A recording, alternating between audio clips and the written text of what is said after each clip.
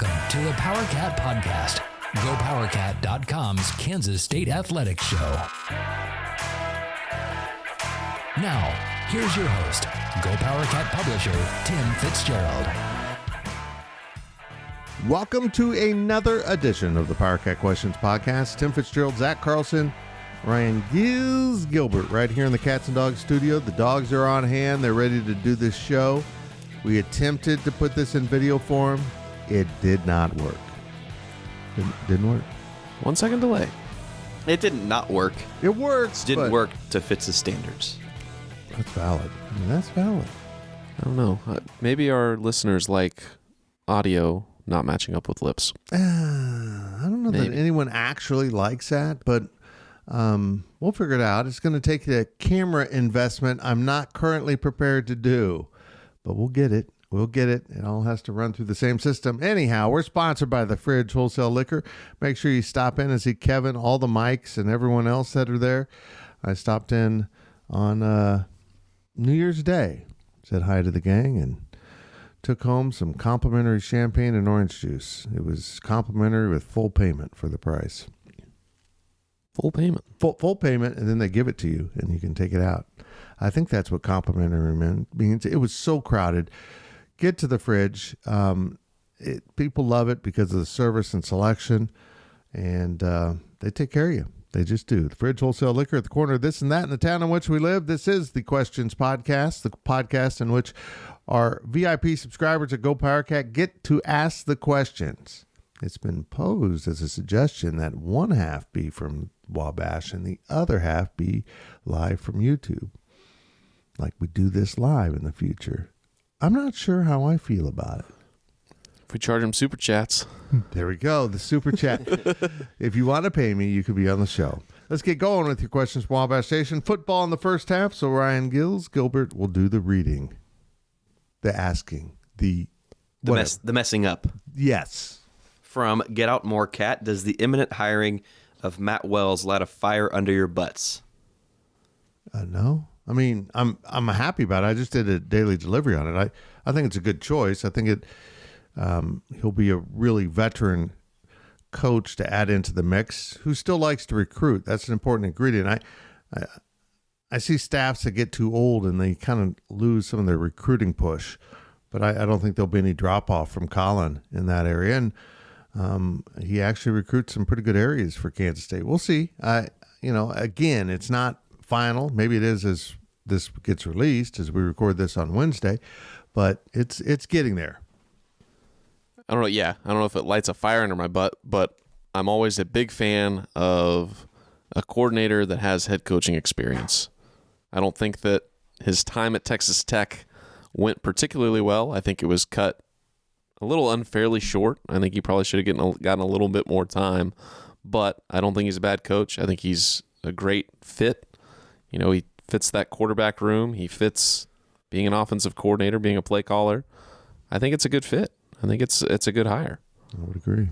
Gilds, do you have thoughts on this about Matt Wells? You're a big Matt Wells fan from way back. I've always loved Matt Wells since the day I was born, but somewhere along the way, right, things changed with Riley. Now, do you guys think that was before or after the, subpar performance in the bowl game? I think it was before, guys. I do too. I mean, you have to replace a quarterback coach. Right. And I don't know how many quarterback coaches are, you got to look at Connor Riley being an on-field guy, then his transition up to the booth, not being a natural play caller, so to speak.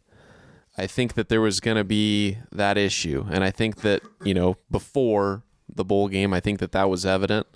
I think he really needed to have a home run game in the Pop-Tarts Bowl for him to get the job outright. I think that going in, it was a good test run, and especially just considering the way bowl games are now. There's a lot of opt-outs. It's a lot more forward-looking towards the next season than it is a celebration of the last season. You're looking towards the future.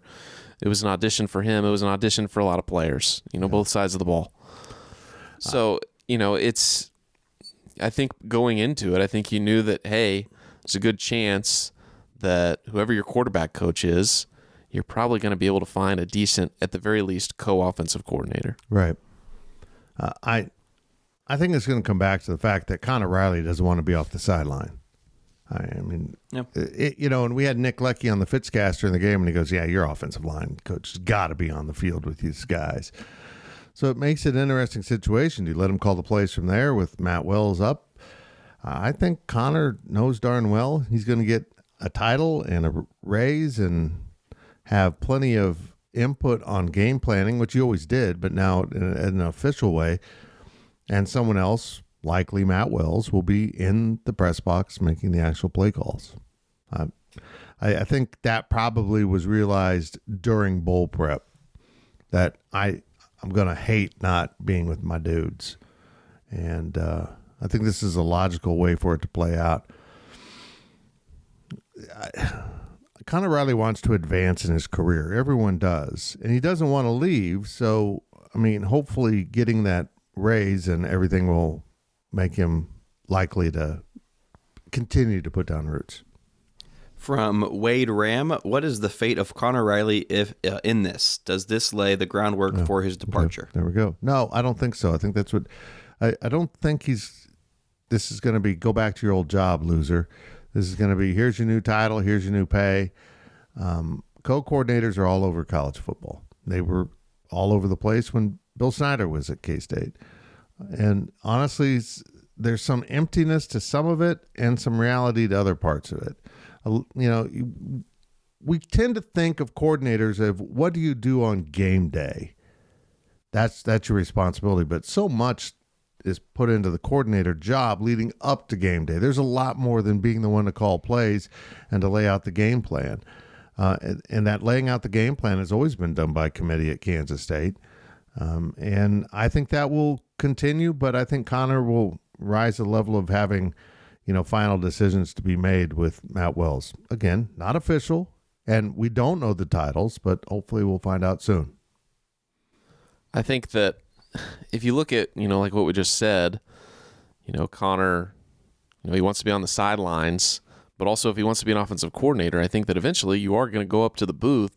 So I feel like he may be hitting a wall here of, if my career goals are to move up, to be a coordinator, to be a head coach, what do I need to do and how do I grow? But, like we said, offensive line coach, want to be on the sideline. I think he's going to have to eventually evolve and get past that a little bit.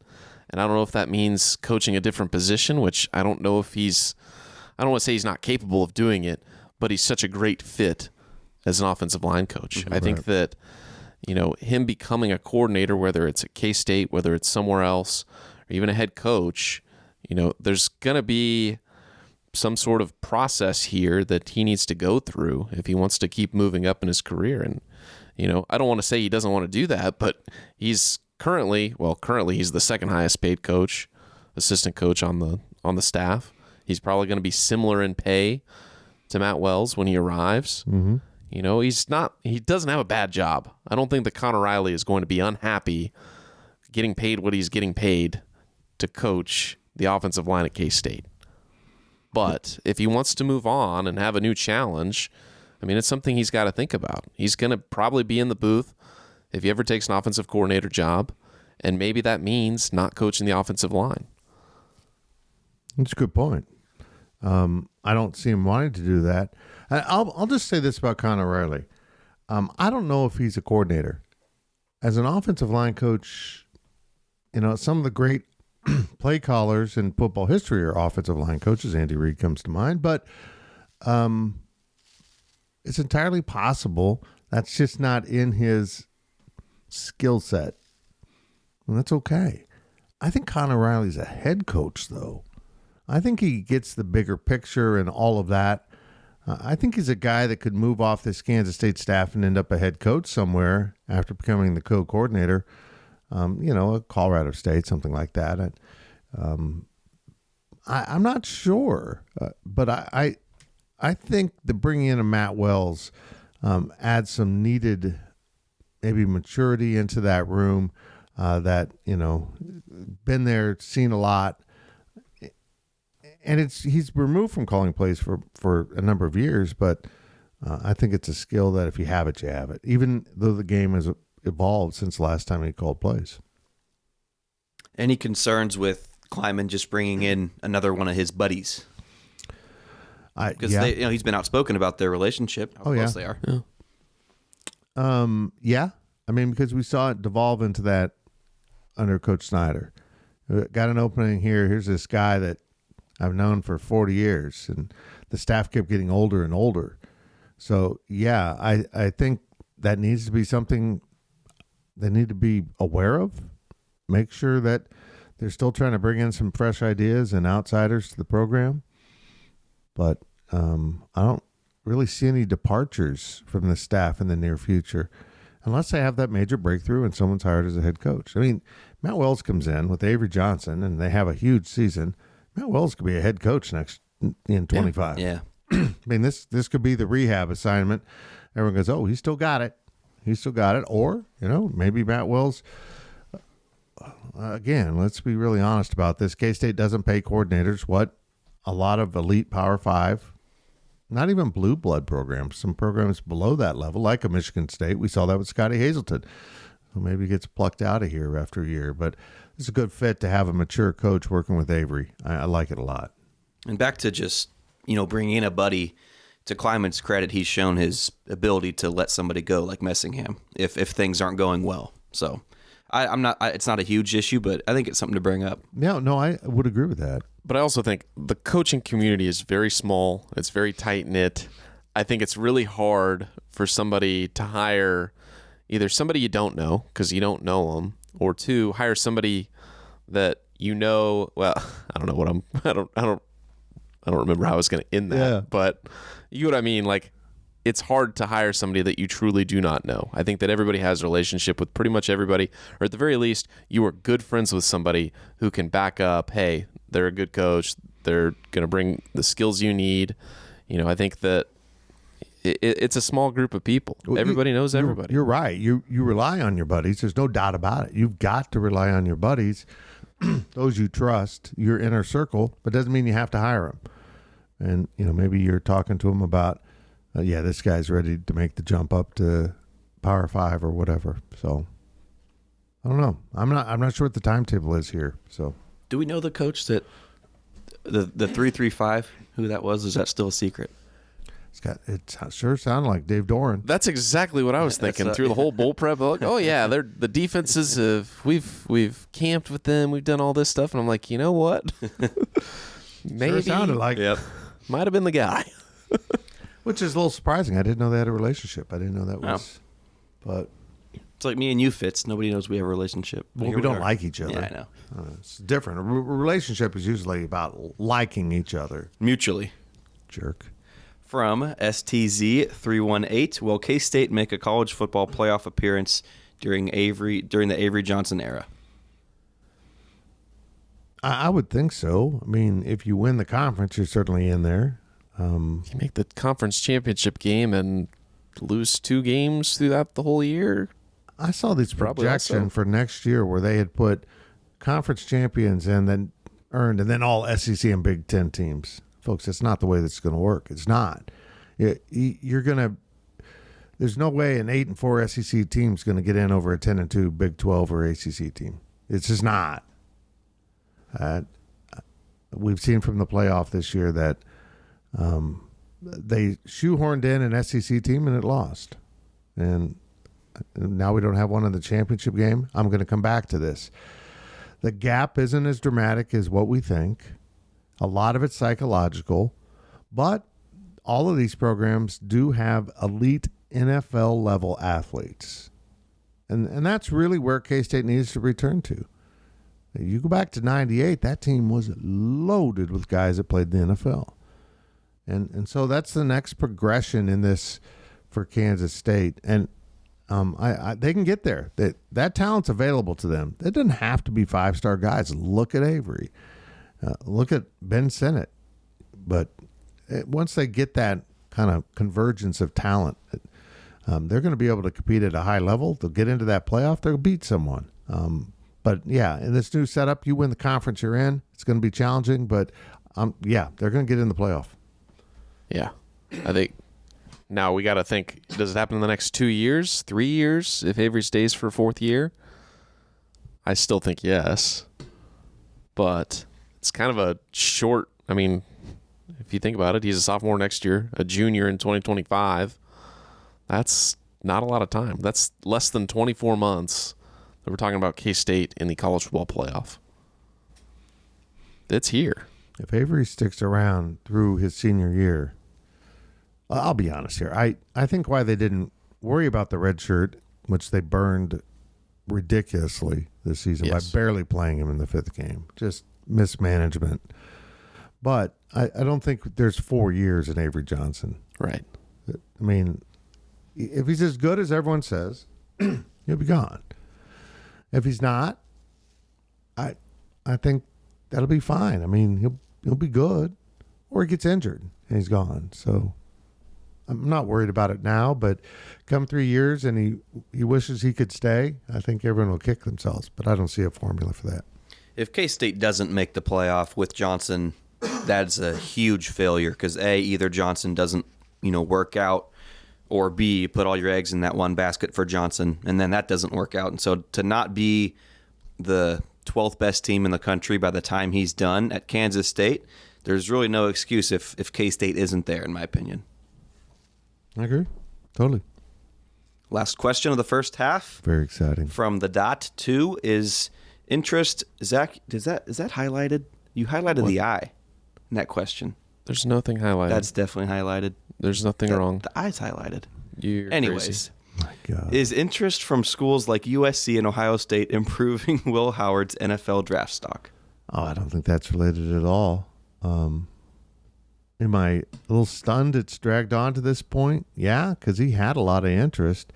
But it sounds like USC's closed. They had a great performance in the bowl game by their quarterback. And Lincoln Riley made it sound like they don't have to bring anyone in now. I got my guy. Okay, Lincoln.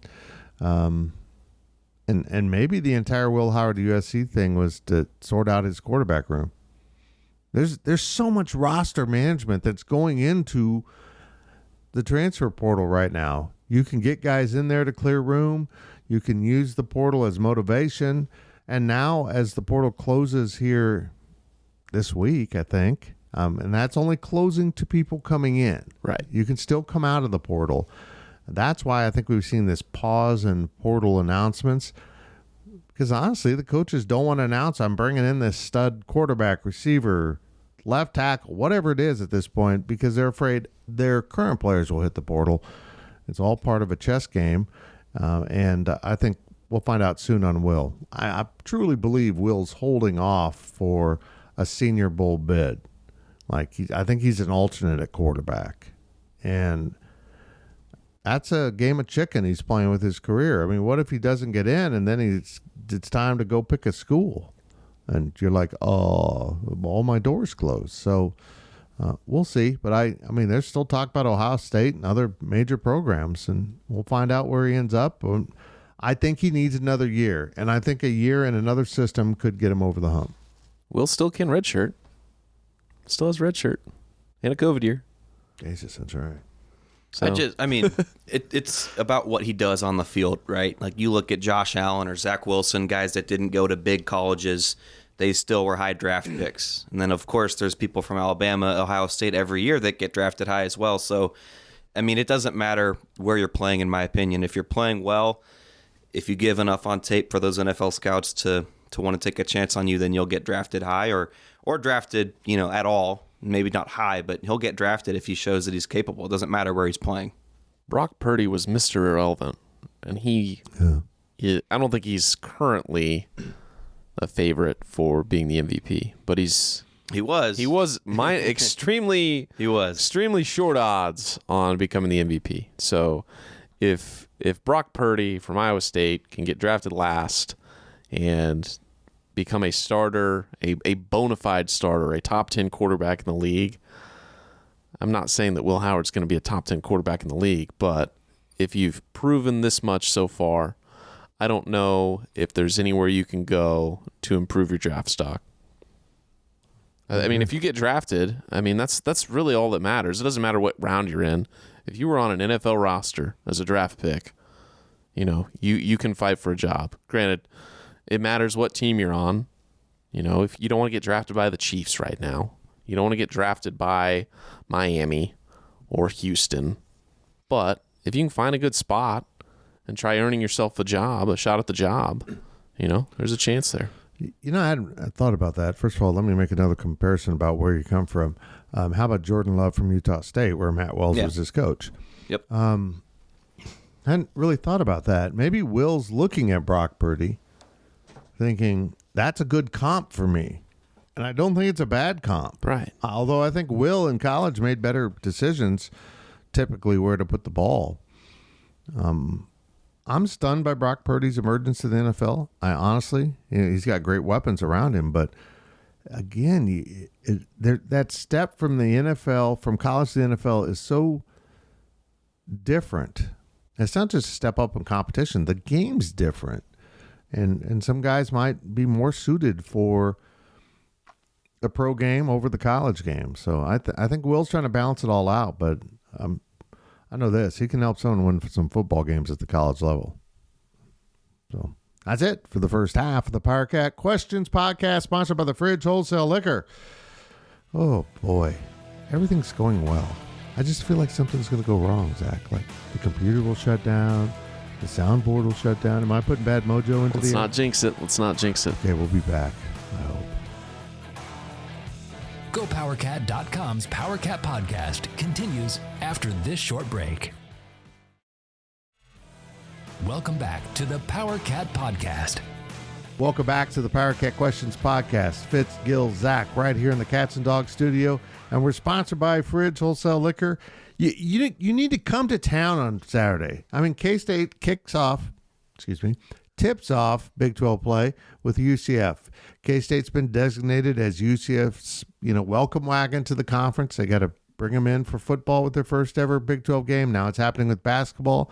I don't know. I mean, maybe they know I was born in Florida and they want to send the team here. Do you think that's the science behind it, Zach? Could you imagine if we had to go back to Orlando this week? I'm not sure we would. Not at these prices. Strand us. Yeah. K-State, UCF, and when you're in town, that game tips at 5. Come on in a little bit early. Stop by the Fridge. You can stop by after the game and load up on some of those exclusive Fridge delights from the Fridge Liquor Fields, picked by the mini mics every morning to put on the shelves. On to the second half here. We're done with football. We're done. Dunzola, as they say in Italy. And now we're going to move on to basketball. And taking over for your questions at Wabash Station, it's Zachy Poo. Lovely. From Kevin316, how do you grade the team after non-conference play? Talking basketball. C+. I mean, yeah, I noticed Jerome Tang snuck something in there on his postgame radio podcast. And since I'm writing these postgame analysis pieces, it's easy just to grab a couple quotes off that podcast or off his radio shows for that, so that I could be done before his actual press conference starts. You mentioned going 9-9 now that they're 10-3. 9-9 in the conference will get them in the NCAA tournament. That's not something he would have ever said about last year's team. And I think the reality is we're all seeing it, and they admit it too now. They're missing two key pieces from this team that they were counting on. Naquan Tomlin, that whole mess, and he's at Memphis now, putting up double-doubles apparently. And Quez Glover was supposed to be back for Tuesday's game and re-injured that knee that he just had rehabbed. It's bad situation, but maybe he'll be back for next year with the medical hardship. But this team is far short of what everyone expected it to be, just in talent level, and they're having to lean on some guys that honestly aren't ready to carry the load. But they got to get off a good start in Big 12 play. They just have to get to 9-9. You gotta win this one. And what, Zach? West Virginia next? Yes, West Virginia next week. Those are two winnable games. You got to go win them. K-State's been average. I would give them a C, maybe a C+ if we want to be really optimistic, because this team really has shown some good things. Wins over Villanova and Providence are going to go a long way. Those are very impressive games. K-State played really well against Miami in the second half. Wichita State was a solid win. You can find, LSU, especially given everything that happened off the court leading up to that game with Naquan Tomlin. They've shown some positive signs, but the lows have also been really low. Of course, most recently against Chico State, as Fitz would say. Chico. There you go. So they've had ups and downs. By and large, though, they do have to get better. They need to find another gear here in Big 12 play. I think what you're holding on to is the fact that Kansas State did find that gear last year and was able to rattle off, I think, 4 or 5 wins to start off Big 12 play. And that was sort of the moment where we all realized, okay, Jerome Tang, he's for real, but he's for real in winning these games in his first season. And so I'm acknowledging the fact that K-State has to be better. This brand of basketball is not going to win them more than a game in the NCAA tournament. However, the optimist in me is saying that K-State, can get better because they showed last year that they could, but that was also with superstars on the team. What's the identity of this team, guys? Last year it was Marquise Noel and Keontae Johnson scoring. Like, that was the superstar, duo. That's what the identity was. Right now they don't have that. They aren't good at shooting 3-pointers. As good as Will McNair's been down low, Gason's shown some flashes. They're not strong enough in the paint to just bully guys down low. What's the identity of this team? And they need to find that here pretty soon. Yeah, here's the thing. You talk about Keontae and Marquise. I think Jerome Tang recognized early last season that Marquise was a guy. So what's the difference between this team and last year's team? It's not just Marquise. It's his ability to break down defenses, whether it's because he can shoot it from 30 or because he gets into the lane and is an effective passer. 1 point in the game last night on Tuesday night that really struck out to me. Tyler Perry is up at the point. They do some switching on defense or something. He has a open lane to the basket, and he hesitated, and he took it into the lane once they had adjusted. Marquise is gone. I mean, because he has that mental, he wants he's that. Been a point guard. He's faster too. You could see Tyler not being a natural point guard, processing. Oh, should I go in there? Should I go? He's not an effective scorer in the lane. He's a great outside shooter. Not a great one. We haven't seen that, but a confident one. That's where he wants to make his living, is shooting those threes. But as a point guard, if you can't get into the lane and break down defenses, you're going to have a harder time finding your threes. You got to make a reason for the defense to back off you. And I think that's the biggest thing, is they were hoping from Quez Glover to get more of a instinctive point guard play up there from a tenacious Desi Sills type of kid, but they didn't. Now that's not going to happen. They got to go with this. I don't know what the course of action is. And as much as I like Day-Day Ames, he's just not ready for this. So it's Tyler Perry, a non-true point guard, playing point guard from here on out. Yeah, Day-Day Ames that's a really good point, because early on in the season he was very promising. Okay, no Quez Glover, that's fine. Day-Day can fill in and be that guy. But I mean, on Tuesday against Chicago State, he was non-existent in that game. He's been trending sort of down in recent games for this team overall. He scored 2 points against Chicago State, 0 against Wichita State, 4 against Nebraska, 2 against LSU. That's his last 4 games. I mean, for freshmen to hit a wall this early, and I'm not trying to pick on Ames because this team, like we said, is struggling overall, but Ames is hitting that wall a little bit earlier than we would have liked to have seen it. At the end of the day, they have to figure out how this team can translate what Jerome Tang continues to see in practice with shooting to the court. It's now just become purely mental. Because I was about ready to ask him last night, well, is this shooting happening in the ice center? And it's like he read my mind, because he said, and we're doing this in the drills in Bramlage too. That's hard to explain, how a team can be blowing the lid off of shooting parameters in some of his drills and yet get to games and they're lousy 3-point shooters as a collective group. Once in a while, someone heats up, and it makes everything so much better. If Arthur Kaluma goes for 3 or 4, I don't even know that Tyler Perry's had a good game shooting the 3. I'd have to. Has he gone 50%? Full 40 minutes. Yeah, full game? No. Second half? Final 10 minutes? Of course. Final 1 second? Sure. It's maddening, and I can't imagine how Jerome Tang's so frustrated seeing this same set of players shoot it so well in practice and get into a game and blah, all over themselves. Maybe this is a chance for Dorian Finister to. I mean, he's played, I think, 9 minutes against Wichita State. He had double-digit minutes against Chicago State. Maybe now he's getting more comfortable. He was more of a role player these last couple games, but now if he's more comfortable, he's going to take those shots. We didn't see R.J. Jones last couple games. He's a sharpshooter.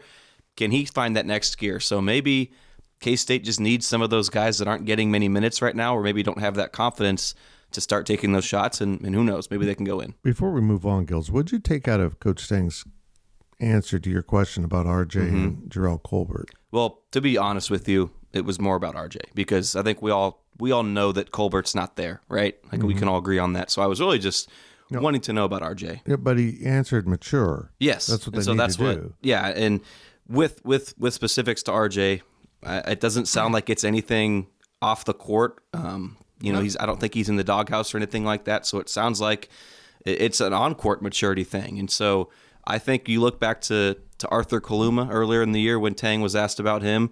Buy in. That was his answer. Buy in. And so we all were left kind of, confused, puzzled. What does this mean? Now, obviously, whatever that message was, it resonated with Kaluma. He's gotten a lot better, especially since that moment. He's taken off, and he's been a difference maker for this team. And so you're hoping that can happen with Jones. But I don't think anybody really knows right now what that even means for RJ. But I don't think he's in the doghouse. I can tell you that. I took it to be both on and off court. Like maybe he didn't take care of his business over the holidays and took days off. But he also didn't. I don't think he played against Wichita State. That's what I mean, though. So but that was before the holidays, right? But post classes. Mm-hmm. Maybe there was something going on there. Maybe there's an academic issue. I'm not sure, but last thing they need is to be shorthanded even more. I mean, they're down to 11 on their scholarship totals. 11. In this day and age, if you got a couple guys that aren't ready to play, which they do, well, you run out of bodies real fast. My best guess would be RJ needs to calm down, play slower, not take ill-advised shots, things of that nature. Mature and be a smarter player. That'd be my best guess. Okay, very good. From Adam K63, does it seem that the team plays to the level of their competition too much? To a degree.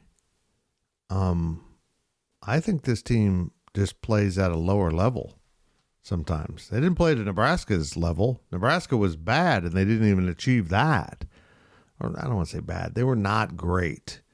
And Nebraska didn't win the game. K-State lost it. Yeah, I mean, K-State was just lethargic. They didn't rise to that level.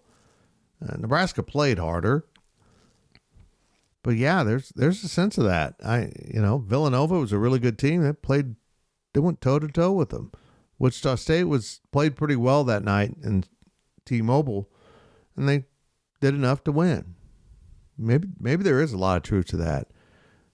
If that's true, Saturday's game might be really awful to watch because I don't think UCF's very good. What are you doing over there, man? Sorry. Readjusting my legs. I got long legs. I'm sorry, I'm tall. You wouldn't know. Okay. Was that it? I don't know if K-State I don't know what we're doing here. Plays to the level of the atmosphere, maybe. I mean, Villanova was the liveliest Bramlage we've seen all year.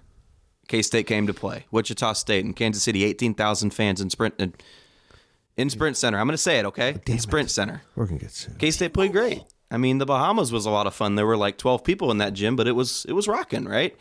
K-State, I mean, they played slow against Miami to start that game, but found its rhythm and clawed their way back. And so I think probably environment might be more of the question here rather than competition. So you're saying that the fans need to show up to give K-State a chance of winning. The atmosphere Tuesday against Chicago State there was no energy there. Second half, the alley started to come a little bit, but like first half was just dead. And I think that played people feed off of energy. Yeah. Players feed off of that. Fans feed off of it, and it's a snowball effect. And when you don't have energy, I think K-State plays poorly. Boy, I didn't have energy to cover the game from press row, which doesn't include cheering, just includes watching. I didn't have energy to do that. The kids next to us had a lot of energy. Oh my God! Did you hear that down there, Zach, or no? No, I don't pay attention to you guys. They've moved the media next to the section where they put all the kids' teams. Some kid screamed at some point. And I just looked at him like, what was that? Oh, my gosh. I'm an old grumpy man. Next question. From KSU Burke 54. Burke. Call your shot on K-State's conference basketball record. 8-10. Take the over. I'll go 9-9. 10-8, 11-7 if they can hit their ceiling and find that second, third gear. 9-9. I think they will go 9-9. I agree with Coach Tang. That gets them in the tournament. 8-10 probably puts you on the bubble. But again, there's who'd you beat? There's not going to be a bad loss in this conference, I don't think. Well, I think maybe UCF would be. Mm-hmm. But, who'd you beat? Did you beat Kansas and Lawrence? Well, that's about as big as it comes. You win at Houston? Well, that's pretty big. So some of it will be who they beat, but I'm afraid this is a 500 or below team in the conference. I just do. I don't like what I'm seeing right now. And they could very well start 2-0, like we've talked about. Mm-hmm. Just going through the net rankings right now, there's not a lot of teams that have 2 quadrant one wins, and K-State has that right now. So that's, let alone the fact that you're playing in the Big 12, you're going to get a ton of those just playing in that league, even if the team you play maybe isn't even that good. The metrics just love the Big 12. And so you already have 2 of those heading into conference play. I mean, obviously the top teams have 3 and 4, but once there's that little drop off, where K-State wants to be at that 8, 9, 10 seed line come March Madness time, I think they're going to be in a good spot. But I'll still say I think 9-9 really is the best prediction for this team. Right now they're average. Of course, they can get better.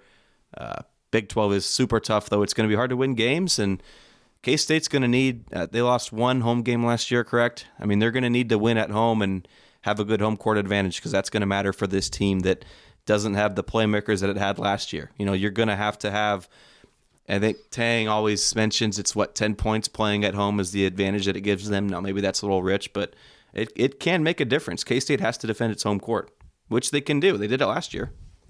Should we go down the schedule and see who's coming in and see what we know the first couple games, then they go to at Texas Tech. I mean, versus Baylor and then versus Oklahoma State. We can pull up the schedule here. Shall I? I've got it. Okay. So you open UCF at home this Saturday, then you travel to West Virginia and then to Texas Tech. Is K-State 2-1 after that, probably? Yeah. I think if K-State's not 2-1, Jerome Tang is disappointed. Oh, yeah, for sure. Then next game is home against Baylor. Probably a loss. Baylor's the 18 team in the country. 2-2. Then you get Oklahoma State at home. Probably a win. Got to win that one. Got to win that one. That's the type of games I'm talking about here. At Iowa State's the next game. It's probably a coin flip as well, but probably counted as a loss. You're probably 3-3 right there. Then you go at Houston, loss. Yeah. OU at home. They're better. It's one you need to win, but they're the 11 team in the country. Isn't that crazy? They're the 11 team in the country. BYU is 12. I don't know if we're gonna get to 9-9 here. That's what I'm saying, guys. Yeah. Some of the teams you'd think are wins for K-State may not be based on performance this year. Good for Porter Moser. Reinventing that program. I don't follow Oklahoma that closely, but it felt like he was getting near the hot seat. Oh, yeah. And no doubt. He's turned it around. I mean, I'm not going to go down the rest of the schedule, but you probably get another win at Oklahoma State. You're looking at 4 there. You probably beat TCU at 5. West Virginia for your 6th win. Iowa State for your 7th win. You got to go out and find a couple wins somewhere. I'm with you. And that's tough. Yep. But anything can happen in the Big 12, and I think that K-State probably does win a couple games that they shouldn't win on paper. I think that 9-9 is fairly attainable here. You guys have to factor in the Jerome Tang factor, though. I'm not ready to write this team off and say that they're going to lose to teams that are better than them, because last year I'd have to go back and look at the betting lines for every game, but the amount of upsets that K-State had in Big 12 play, especially early on, right? Just because it looks right now that K-State's not going to be that good, I mean, just trust Jerome Tang, right? I think if there's one thing that we've learned from him is that, we need to give him, as media members or as fans, time and patience, because he's more often than not, he's found a solution for a lot of the problems that he's been, faced. Agreed. So real quick, I'm looking at ESPN's BPI. I'm sure you can use other metrics, but West Virginia's at the bottom. K-State plays them twice. So that's good. But UCF, who we think might be the worst team, that's only once. Oklahoma State, twice. And then K-State is the third. So 5 wins or 5 games below K-State. Well, UCF's technically 4, but okay, we can flip flop that one just for simplicity. All right. So, could be worse. And when you're looking at bottom feeding, could be worse. Okay. Oh, I guess I am the one reading the questions. Yeah. Last question of the podcast from Wade Ram. Jeez. Zach just died. I choked on my own air. Update on Bramlage. What seems to be the timeline for a significant remodel? 5 years? 10 years? Longer?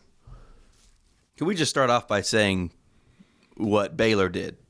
That was their first game in that arena 2 nights ago. It looks nice. It looks appropriate for them. Yep. I mean, it's what, 9,000 seats? I thought it was like less. 7. Yeah. 7? I mean, it's steep angles, gives you a good view on the court. Yeah, I mean, I don't know that. I mean, certainly you need, K-State needs to be in the 10,000 range, I think. But I think, to get back to the question, I think it's going to have to be 5 years. How they'll handle this, I don't know.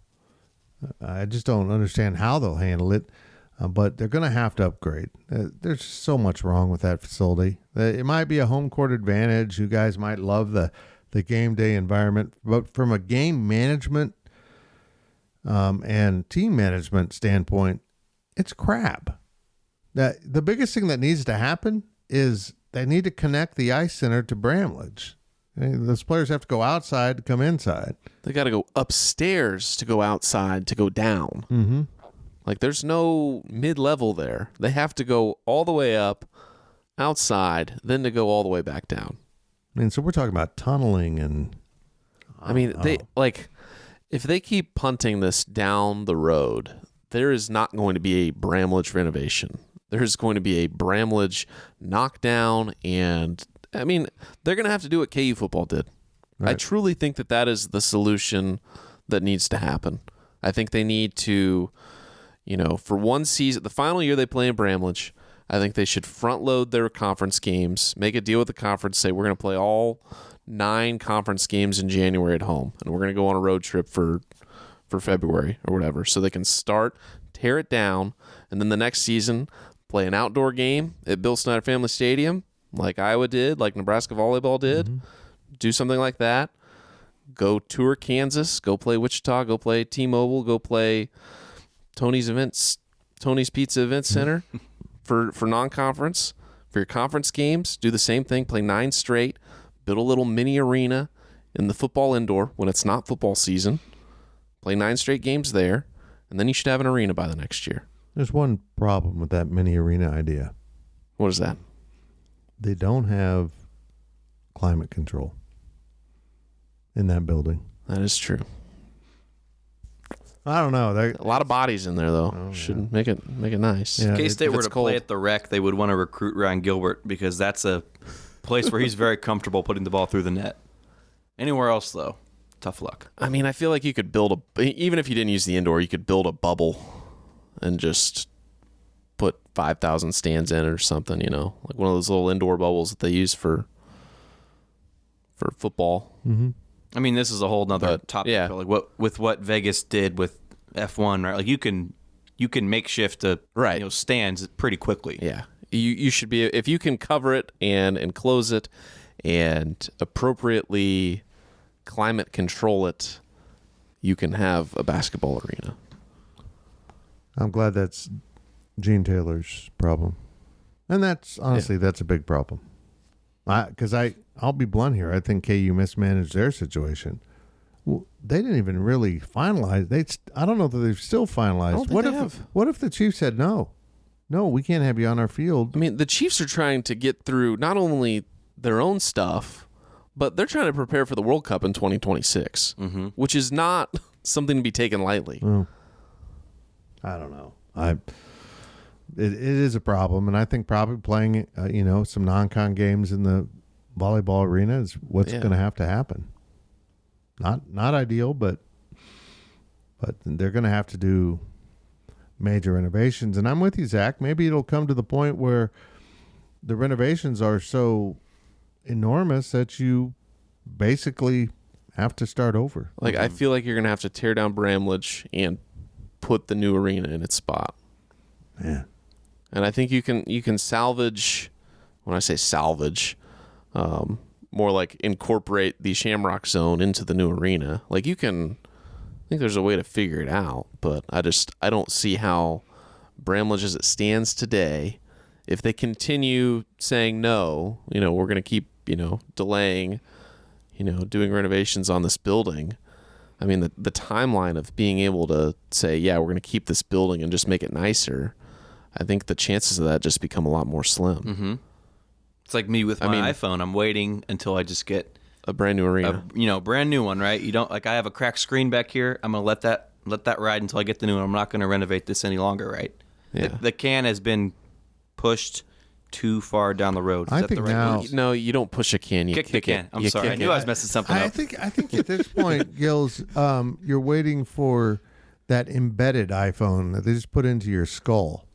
And then that's coming. I'm sure of it. Oh, just in your head, click your head, and then you start talking. The microchip.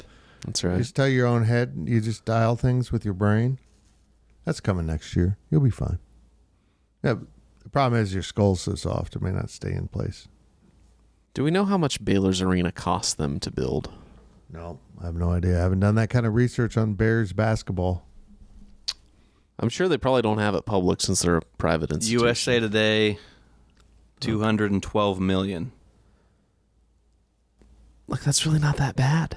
No. Like in 2023 for an arena, it's 7,000 seats, but let's say you wanted to build the same thing, but with 10,000 seats. You're probably not talking $300 million, but even if you are, $300 million is not a horrible price tag on a basketball arena. Just saying. Especially if the renovations are going to be $100 million. Well, and if Kansas sets a precedent that you can use taxpayer money, I think K-State's going to be golden. Good point. They'll get it done. Yeah. I'll just tell, hey, you give money to them? Let's go. Let's go. This is tourism. That's it? Oh, that was it. That was kind of an undramatic finish. That's it for the Powercat Questions podcast. We tried to put this on video. It didn't work. It's probably a good thing you didn't have to look at Fitz's face, though. That's just cruel. He's mean to me. He's very mean to me. It's kind of gone from employer relations to elder abuse. But he does make delicious Pacifico beers. He knows how to pull a tap handle. I'll give him that. Thanks, Fridge. We love you. Thank you for listening to the Powercat Podcast. Make sure you're subscribing to our show at Apple, Spotify, Amazon, or wherever you get your podcasts.